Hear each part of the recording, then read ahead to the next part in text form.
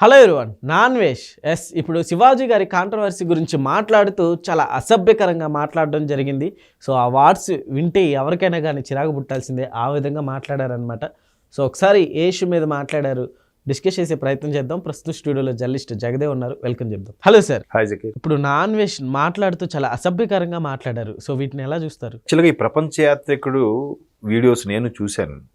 పోనీ ఈ ద్వారా ఆయా దేశాల్లో ఎలాంటి కల్చర్ ఉంటుంది, ఎలాంటి సంస్కృతి ఉంటుందని ఆతృతగా చూసేవాడిని. తర్వాత సజ్జనార్ గారితో మాట్లాడి ఈ బెట్టింగ్ యాప్లకి బ్రేక్ వేయడము, ఎవడెవడైతే సపోర్ట్ చేశాడో వాళ్ళందరినీ పట్టించడం, ఇవన్నీ కూడా వాళ్ళందరూ రియలైజ్ అయ్యి ఇంకా బెట్టింగ్ యాప్లో వద్దురా బాబు మేము ప్రమోట్ చేయమని స్థాయికి తేవడం. నిజంగా నాన్ వేష్ అనే వ్యక్తిని చాలా ఇంప్రెస్ అయ్యాను. దట్టు ఉత్తరాంధ్రకు చెందిన వ్యక్తి. ఆయన మాట తీరు కూడా అలాగే ఉంటుంది. అట్లాంటి వ్యక్తి శివాజీ అన్న మాట మీద రియాక్ట్ అయిపోయి స్థిమితం కోల్పోయి, అంటే కంట్రోల్ తప్పి ఆ ఎల్ కొడుకు, ఆ డాష్ కొడుకు, నువ్వు కావాలంటే నీది కోసుకొని కూర్చో ఇంట్లో, ఏంటి పదజాలము? ఇప్పుడు శివాజీ అనే దాంట్లో తప్పేముంది? దానికి ఈయన పెద్ద ఏదో నాకు ఎంతమంది ఫాలోవర్స్ ఉన్నారు, ఇంటర్నేషనల్ యూట్యూబర్ నేను అని చెప్పుకుంటుంటాను నేను అప్పుడప్పుడు. నిజంగా నేను చాలా ఇంప్రెస్ అయ్యాను. ఒక సాధారణ కుటుంబం నుంచి ఉన్న వ్యక్తి ఈరోజు ఆ ఇంటర్నేషనల్ ట్రావెల్ మీద ఒక కోర్స్ చేసి ఒక మంచి ఫెమిలియర్ యూట్యూబర్గా, అతిపెద్ద యూట్యూబర్గా ఎదిగిన వైనం నాకు చాలా అద్భుతం అనిపించింది, హ్యాపీ అనిపించింది. ఉత్తరాంధ్రకు చెందిన వ్యక్తిగా మళ్ళీ ఇట్లాంటి బూతులు మాట్లాడి, అంటే ఉచ్చరించడానికి కూడా మనం ఇప్పుడు మళ్ళీ రిపీట్ చేసి ఉచ్చరించడానికి కూడా చెప్పనలవి కాని పదాలు వాడి అట్లా ఎందుకంత కసి ఆయన అంటే?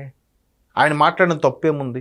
దానికి వెళ్ళి పెద్ద ఈయనేదో కనిపెట్టేసినోడులాగా మీరు మీ తాత గోచు కట్టుకున్నాడు నువ్వు, అదే గోచు కట్టుకునే రోజుల్లో ఎవడు ఆడ మగ పక్క జంతువు, ఈ పులి అయినా మేక అయినా ఒకేలాగా ట్రీట్ చేసే మనుషులు ఉండేవారు గోచికట్టు నాగరికత తెలియని రోజుల్లో. ఆ జంతువు అంతా మనిషి కూడా ఒక జంతువులాగా ఉండేవాడు కాబట్టి. బట్ మనిషికి మానము అభిమానము అన్నీ తెలిసి వచ్చాయి కదా, సంస్కృతి అన్నీ తెలిసినవాడు కదా మనిషి. ఈ 84 లక్షల జీవరాశుల్లో కూడా దాన్ని ఏమంటారు, ఇంకితం తెలిసిన్న జ్ఞానం తెలుసున్న ఏకైక జీవి మానవుడు. మరి జంతువుల్లాగా మేము తిరుగుతాము ఆయన పెద్ద కంపేర్ చేసి చెప్తున్నాడు ఆయన వీడియోలో చూస్తే. మరి మీ తాత గోచు కట్టుకున్నాడు, లేదా తర్వాత పంచి కట్టుకున్నాడు, పంచి కట్టుకోవచ్చు కదా అంటే, కప్పుకు ఉండేది ఏది కట్టుకున్నా పర్వాలేదు. ఓకే, ఒళ్ళుని కప్పు ఉంచేది అది జనపనార, పత్తె, లేకపోతే ఆకులు అలముల ఏదైనా కానీ. దాంట్లో పైపెచ్చు శివాజీ అసలు ఎక్కడ టంగ్ స్లిప్ అవ్వలేదండి. ఓకే, పద్ధతిగా ఉంటే అందరూ మిమ్మల్ని ఇష్టపడతారు. మీరు చూడండి, కాలేజీ డేస్లో కాలేజీ కుర్రాలు మీరు బయటకి వెళ్తుంటారు కదా, పలానా సినిమా ఎలా ఉంది, లేదంటే పలానా ఇప్పుడు శివాజీ గారి అభిప్రాయం మీద మీ కామెంట్స్ ఏంటని బయట తీసుకోవడానికి వెళ్తుంటారు కదా, వాళ్ళని అడగండి ఈసారి, ఏమండి కుర్రోళ్ళు మీరు రేపు ఫిబ్రవరి 14th లవ్ గురించి అడుగుతారు, వ్యాలంటైన్స్ గురించి, మీరు ఎటువంటి అమ్మాయిని ఇష్టపడతారు అంటే ప్రతి ఒక్కడు కూడా సంప్రదాయంగా మంచి కుటుంబం ఉన్న అమ్మాయిని అంటాడు. ఇప్పుడు మంచి వస్త్రధారణ బట్టి, మంచి వస్త్రధారణ లేకపోతే దాన్ని తేడాగా చూస్తాడు వీడు. ఎవరినైనా అడగండి, చాలామంది చెప్పారు బయట తీసుకుని వెళ్ళినప్పుడు కూడా. అంటే ఇక్కడ అలాగని అందరూ కాదు, అలాగ వస్త్రధారణ చేసుకున్న వాళ్ళు అందరూ అలాంటి వాళ్ళు కాదు. అనవసరంగా ఎందుకు అలాగా ఎదుటివాడికి ఎందుకు మనం అవకాశం ఇవ్వాలి? అది ఆయన అక్కడ మాట్లాడిన పద్ధతి. గరికపాటి వారు చాలా సందర్భంలో చెప్పారు, చాగంటి గారు చాలా పద్ధతిగా పాజిటివ్ వేలో చెప్పారు, గరికపాటి వారు అయితే ముక్కుసూటిగా చెప్తారు. ఈవెన్ దేవాలయాల్లో కూడా మళ్ళీ నేను అదే మాట చెప్తున్నాను, అమ్మా సంప్రదాయ దుస్తుల్లోనే రండి దేవుడి దగ్గరకు వచ్చినప్పుడు అంటే. దేవాదాయ శాఖను కూడా ఈ నాన్ వెజ్ తిడతాడు ఆ బూతులు. సార్ ఇప్పుడు ఈ నాన్ వెజ్ని ఈ విధంగా మాట్లాడడం జరిగింది కదా, సో అసలుకి దీని మీద యాక్షన్ లాంటివి ఏమన్నా తీసుకోవచ్చుంటే అసలు ఈజీగా తీసుకురావచ్చు అంటారా? ఎక్కడుంటాడు, ఏదో దేశంలో తగలాడతాడు. పైగా దీన్ని అంత ప్రామాణికంగా తీసుకోవడానికి చట్టాల్లో సరైన ఇవి లేవు. దానికి తోడు ఇలాంటి వాళ్ళని ఏంటంటే చూడొద్దు, ట్రోల్స్ చేయొద్దు, డిస్లైక్ చేయండి అంతే.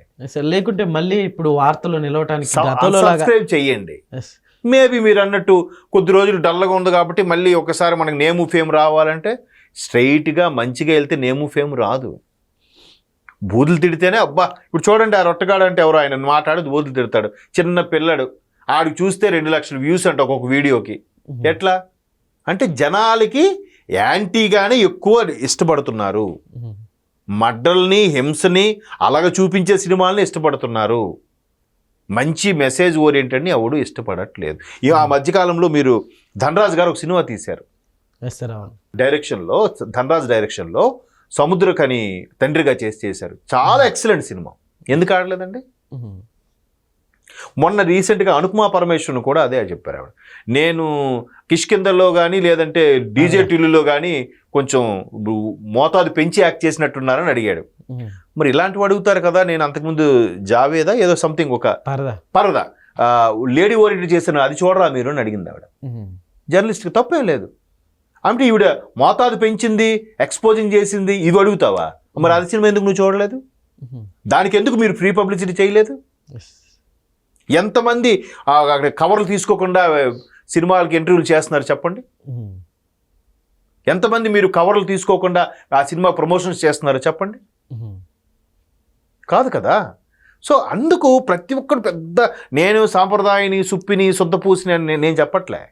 అలా మాట్లాడొద్దు. ఇప్పుడు నాన్ వెజ్ అంత బూతులు మాట్లాడాల్సిన అవసరం ఏంటుంది?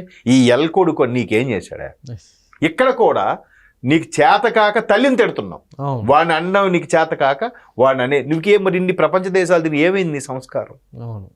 ఏమైంది నీ బుద్ధి మీద నీకుండే నియంత్రణ కోల్పోయావుగా. అంటే నీ వీడియోస్ ఈ మధ్యకాలంలో ఎక్కడ హైలైట్ అవ్వలేదని ఇలాగా తప్పుదారి పడుతున్నావా? లేదా శివాజీ మీదకి ఏమైనా కక్ష ఉందా? అంటే ఎవరు నన్ను ఏం చేయరు అనుకునే సార్. మేబీ నిర్లక్ష్యం, తెగింపు. ఎక్కడో నేనున్నాను, నన్ను ఎవడేం పీకుతాడులే అనుకోవచ్చు. కానీ విమర్శించు. నీకు నచ్చలేదు, అరే నాగరికతరా మెల్లమెల్లగా అభివృద్ధి ఉంటుంది, మరి ఎలాంటిది? ఆయన ఎక్కడ పలానా 2 పీస్ వేసుకొని రావద్దమ్మా అని అన్నాడా?